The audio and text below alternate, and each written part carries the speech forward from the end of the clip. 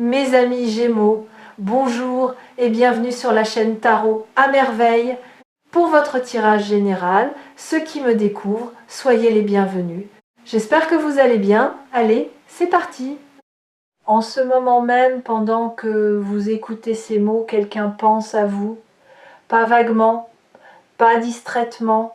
Quelqu'un pense à vous avec une intensité qui l'empêche de dormir certaines nuits, qui le fait s'arrêter au milieu d'une phrase parce que votre visage a traversé son esprit sans prévenir, qui lui donne envie de prendre son téléphone, d'écrire quelque chose, puis de tout effacer, lettre par lettre, parce que les mots qu'il trouve ne sont jamais à la hauteur de ce qu'il ressent. Cette personne porte un message pour vous, un message important, et ce message refuse de sortir, non pas parce que cette personne ne veut pas vous le dire, mais parce que ce qu'elle ressent est si vaste, si dense, si chargé de vérité que chaque tentative de le mettre en mots lui semble ridicule. Comme essayer de verser l'océan dans un verre d'eau. Aujourd'hui, nous allons écouter ce message ensemble, pas en devinant des détails, en ressentant l'énergie qu'il porte. Et pour cela, je vais faire quelque chose de différent. Je ne vais pas vous parler de cette personne directement. Je vais la peindre, trait par trait, couche par couche, comme un portrait qui se révèle lentement sur une toile blanche. Et au fur et à mesure que ce portrait prendra forme, vous la reconnaîtrez, pas par son nom, par la sensation qu'elle éveille en vous. Premier trait, les mains. Cette personne a des mains qui parlent, vous l'avez peu, être remarqué sans y prêter attention. La manière dont elle touche les objets, dont elle tient une tasse, dont ses doigts bougent quand elle réfléchit ou quand elle est nerveuse. Ses mains trahissent ce que sa bouche tait. Quand elle est en votre présence, ses mains font des choses qu'elle ne contrôle pas. Elles se rapprochent de vous, elles ajustent quelque chose, n'importe quoi, juste pour occuper l'espace entre vous et elle. Elle tremble parfois, à peine, quand la conversation touche un sujet trop proche de ce qu'elle voudrait vous dire. Ses mains portent des années de mots retenus, des caresses jamais données, des lettres jamais écrites, des gestes commencés puis interrompus par la peur. Si vous prêtez attention à ses mains la prochaine fois que vous verrez cette personne, vous lirez tout ce qu'elle n'a pas le courage de prononcer. Deuxième trait, le regard. Il y a une manière particulière dont cette personne vous regarde. Et cette manière est différente de celle dont elle regarde les autres. Ce n'est pas un regard appuyé ou insistant. C'est un regard qui dure une fraction de seconde de plus. Juste assez pour que quelque chose passe. Pas assez pour que vous puissiez le nommer avec certitude. Vous l'avez senti, ce regard, peut-être en avez-vous douté immédiatement après. Peut-être vous êtes-vous dit que vous aviez imaginé cette intensité, que vous projetiez quelque chose qui n'existait pas. Mais non, vous n'avez rien imaginé. Ce regard est réel.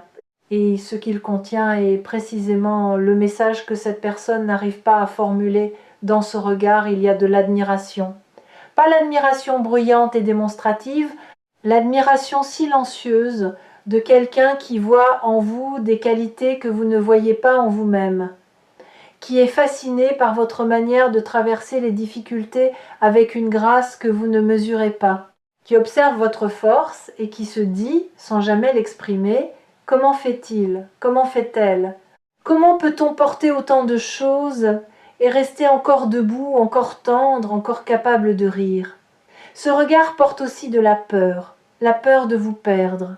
Pas nécessairement au sens dramatique du terme, la peur que la vie vous emporte dans une direction où elle ne pourra plus vous suivre, que vous changiez au point de ne plus avoir besoin d'elle, que l'espace entre vous, qui est déjà parfois si difficile à franchir, devienne un jour infranchissable.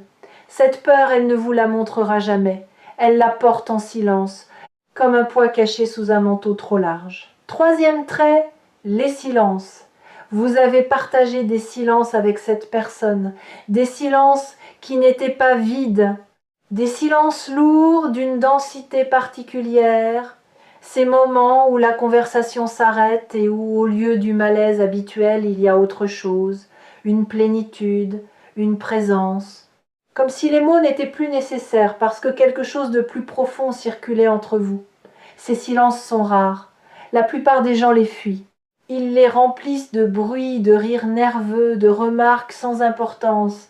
Mais entre vous et cette personne, ces silences ont été des cathédrales, des espaces sacrés où la vérité existait sans avoir besoin d'être dite. Et c'est dans ces silences que le message vivait le plus intensément. Parce que le message dont je parle n'est pas une phrase. Ce n'est pas un je t'aime ou un tu me manques ou un j'ai besoin de toi.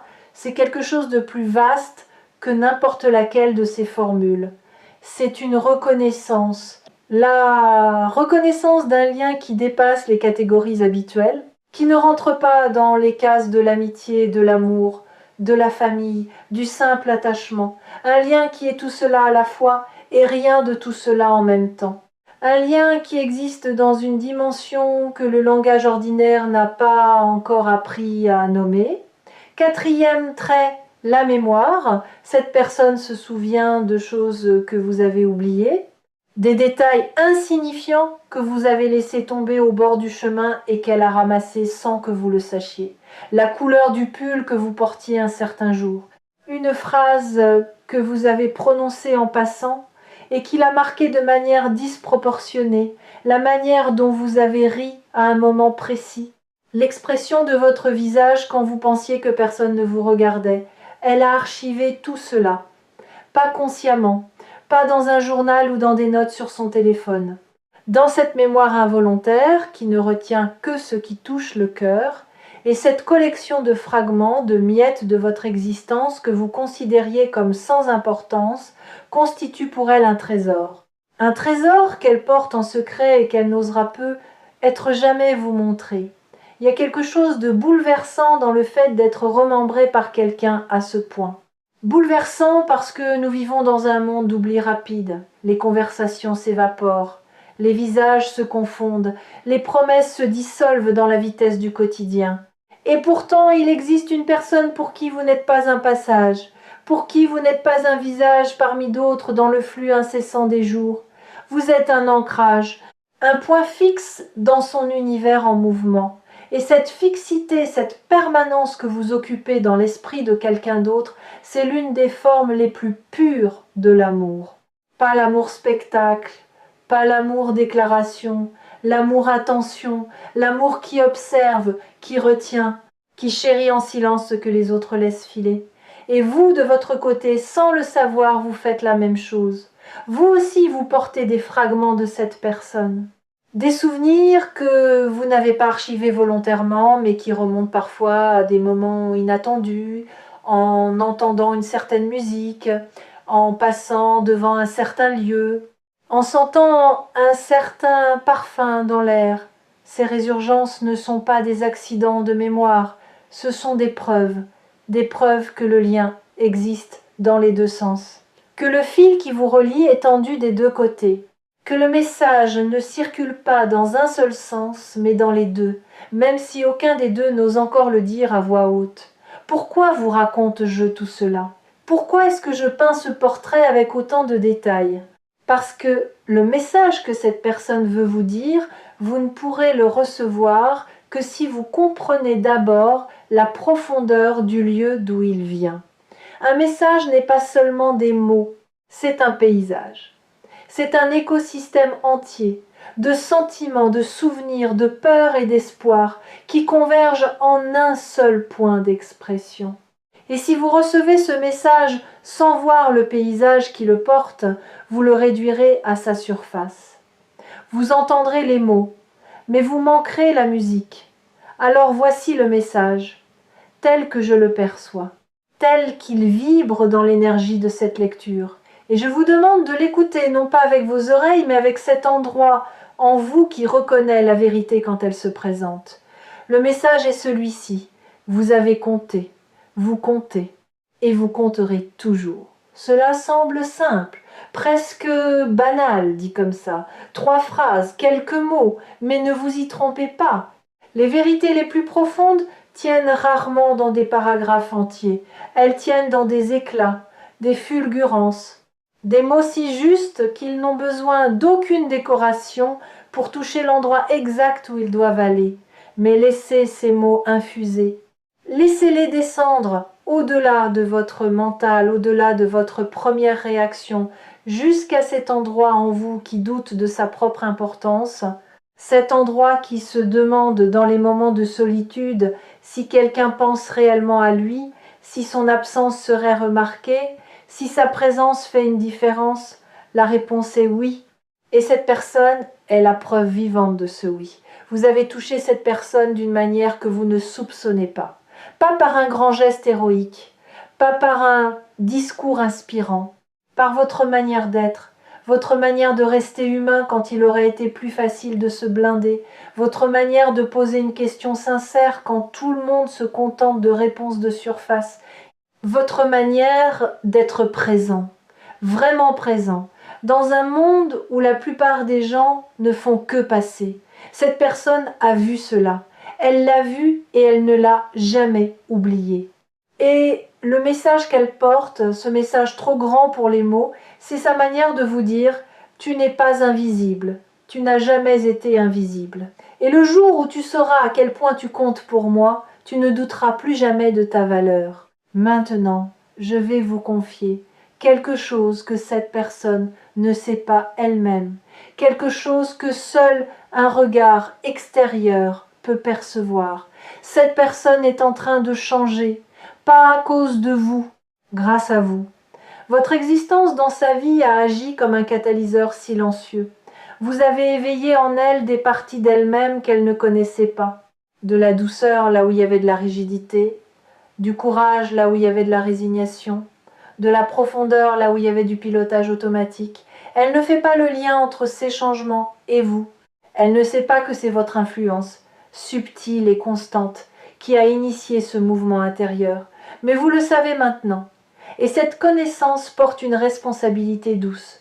La responsabilité de continuer à être exactement ce que vous êtes, sans forcer, sans performer, simplement en restant fidèle à cette authenticité qui touche les gens autour de vous d'une manière que vous ne pouvez pas mesurer. Ceux qui ont trouvé refuge dans les messages de tarot à merveille reconnaissent ce type de vérité, la vérité qui ne crie pas, qui murmure, qui se glisse dans les interstices de votre conscience et qui dépose une graine que vous ne verrez germer que plus tard, dans un moment de silence, dans un éclair de lucidité inattendu. Il y a une raison pour laquelle cette personne n'a pas encore parlé, et cette raison mérite d'être comprise, pas jugée. Parler, vraiment parler, dire la vérité de ce que l'on ressent à quelqu'un qui compte, c'est l'un des actes les plus vulnérables qui existent. Parce que parler, c'est offrir à l'autre un pouvoir sur soi. Le pouvoir de recevoir ou de rejeter, le pouvoir de comprendre ou de mal interpréter, le pouvoir de s'approcher ou de s'éloigner. Et cette personne, malgré tout ce qu'elle ressent, malgré la force du message qui pulse en elle, n'est pas encore certaine que vous êtes prêt à le recevoir. Pas parce qu'elle doute de vous, mais parce qu'elle doute d'elle-même. Elle se demande si elle est assez. Assez quoi? Elle ne saurait pas le dire. Assez en général. Assez pour mériter votre attention pleine. Assez pour que ces mots ne soient pas balayés par un silence poli ou un sourire embarrassé. Ce doute est le miroir exact du vôtre, parce que vous aussi, quelque part en vous, vous vous demandez si vous êtes assez. Et cette symétrie est la preuve la plus belle et la plus douloureuse du lien qui vous unit. Vous doutez l'un de l'autre pour les mêmes raisons. Vous hésitez l'un vers l'autre avec les mêmes peurs. Vous portez le même poids de mots non dits, et aucun des deux n'imagine que l'autre porte exactement le même fardeau. Il y a dans votre vie un moment qui approche, un moment pivot, pas un événement spectaculaire, quelque chose de petit en apparence, une conversation ordinaire qui sans prévenir va basculer dans l'extraordinaire, un instant où les défenses tomberont, pas les deux en même temps, peut être, mais l'une des deux en premier.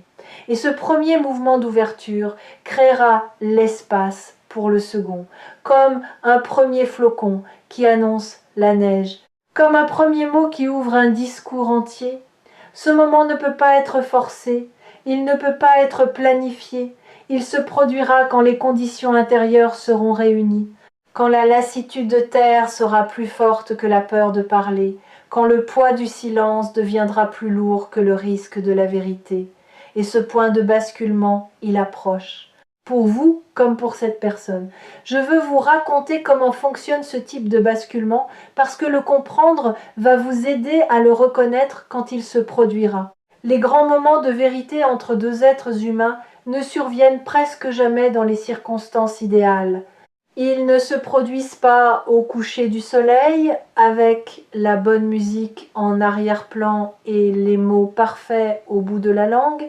Ils surviennent dans les moments banals, dans une cuisine, dans une voiture, au milieu d'une activité ordinaire. Quand la garde est baissée, parce que rien ne laissait présager que ce moment serait celui-là. C'est précisément l'absence de mise en scène qui permet à la vérité de se faufiler. Parce que la vérité n'aime pas les projecteurs, elle préfère les interstices, les coins d'ombre, les parenthèses du quotidien où personne ne fait attention.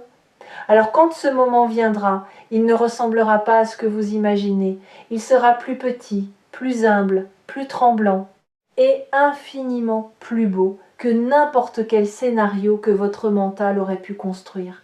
Parce que la beauté véritable ne se fabrique pas, elle émerge comme une source, comme un premier rayon à travers les nuages, comme un mot qui sort enfin après des années de silence.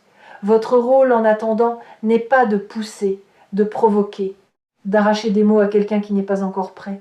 Votre rôle est d'être un espace sûr, un territoire où la vérité est bienvenue, où la vulnérabilité n'est pas punie, où les mots maladroits sont accueillis avec la même tendresse que les mots parfaits. Et vous êtes cet espace, vous l'avez toujours été. C'est d'ailleurs pour cela que cette personne a choisi inconsciemment de porter son message vers vous et pas vers quelqu'un d'autre. Parce qu'elle sait, dans un endroit au-delà des mots, que vous saurez entendre ce que les autres n'entendraient pas. Parlons maintenant de ce qui change en vous pendant que ce message se prépare à émerger. Parce que ce n'est pas seulement cette personne qui est en mouvement, vous aussi, vous êtes en train de développer une capacité nouvelle, ou plutôt de redécouvrir une capacité ancienne, la capacité d'écouter au-delà des mots, de percevoir l'intention derrière le geste, le besoin derrière la demande, la blessure derrière la colère. Cette capacité, vous l'avez toujours eue, mais la vie vous a appris à la mettre en sourdine, parce que ressentir autant était épuisant, parce que comprendre les gens à ce niveau de profondeur vous exposait à leur douleur en plus de la vôtre. Aujourd'hui, cette capacité revient, mais elle revient différemment, plus mûre, plus équilibrée, accompagnée d'une sagesse que vous n'aviez pas la première fois, la sagesse de comprendre sans absorber, de ressentir sans se noyer, d'être empathique sans se perdre dans l'empathie. Cette version mature de votre sensibilité est un cadeau rare. Et c'est précisément ce cadeau qui vous permettra de recevoir le message de cette personne dans toute sa profondeur, sans le déformer, sans le minimiser, sans le fuir. Vous êtes aussi en train de développer quelque chose d'autre, un instinct de vérité, là où vous acceptiez avant les apparences, les sourires de façade, les ça va automatiques, vous sentez désormais ce qui se cache en dessous. Vous percevez les non-dits comme on perçoit un courant sous la surface d'une eau calme. Et cette perception nouvelle vous rend parfois inconfortable, parce qu'elle vous confronte à l'écart entre ce que les gens montrent et ce qu'ils vivent réellement. Mais elle vous rend aussi profondément juste, juste dans vos réactions, juste dans vos choix de qui laisser entrer et qui garder à distance, juste dans votre manière de doser votre énergie. Et cette justesse, cette précision intérieure, c'est exactement ce qui fait de vous la personne capable de recevoir un message aussi important que celui dont nous parlons. Parce que vous ne l'écouterez pas seulement avec vos oreilles, vous l'écouterez avec tout votre être. Et c'est ce type d'écoute totale, incarnée, que cette personne attend sans même savoir qu'elle l'attend. Il y a un cinquième trait que je dois ajouter au portrait, peut être le plus important de tous. Cinquième trait, la constance silencieuse. Cette personne a été là, pas toujours au premier plan, pas toujours visible, mais là, dans les coulisses de votre vie, comme une lumière qu'on ne remarque que quand elle s'éteint.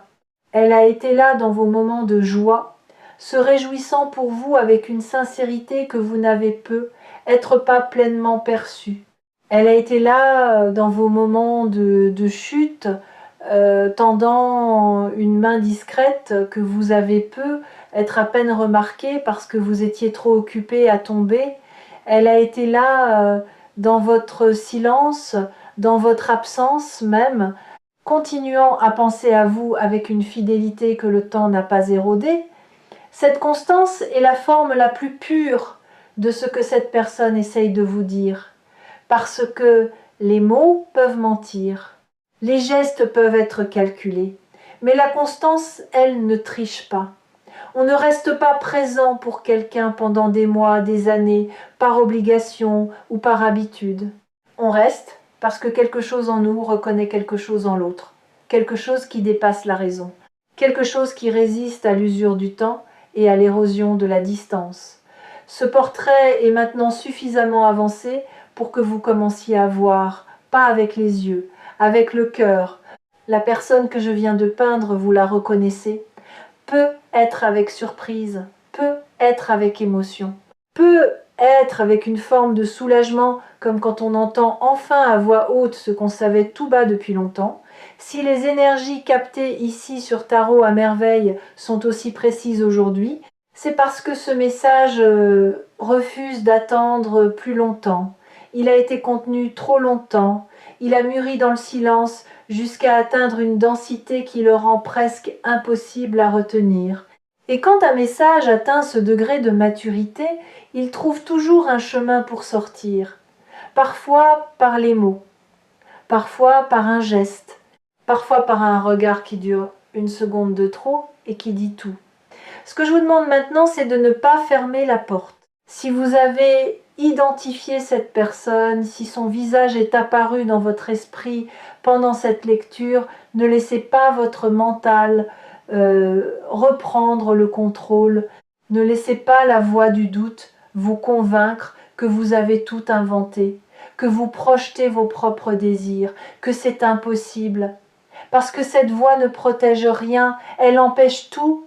Elle est le gardien d'une prison que vous n'avez plus besoin d'habiter. La prochaine fois que vous verrez cette personne, ou que vous lui parlerez, ou même que vous penserez à elle, faites quelque chose de simple. Soyez présent, totalement présent, pas avec un agenda caché, pas avec l'intention de provoquer une révélation, juste présent.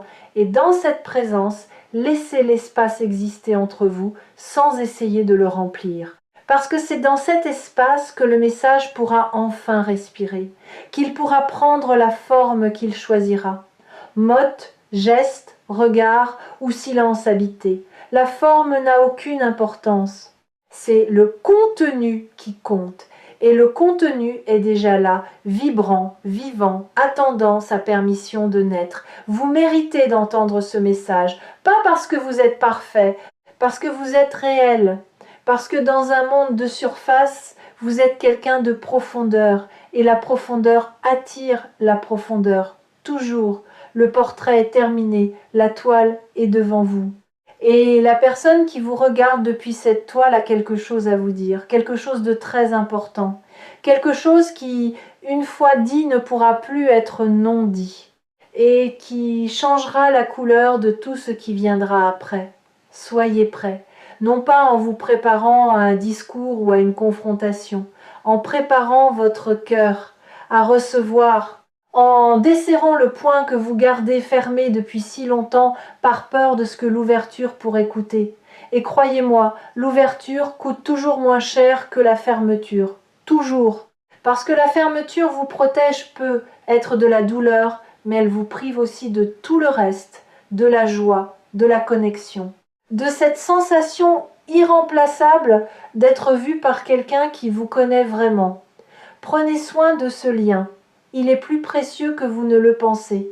Et souvenez-vous que sur Tarot à merveille, chaque message est une porte, pas une réponse définitive, une porte, et c'est vous qui décidez de la franchir. Celle-ci est ouverte. La personne de l'autre côté attend.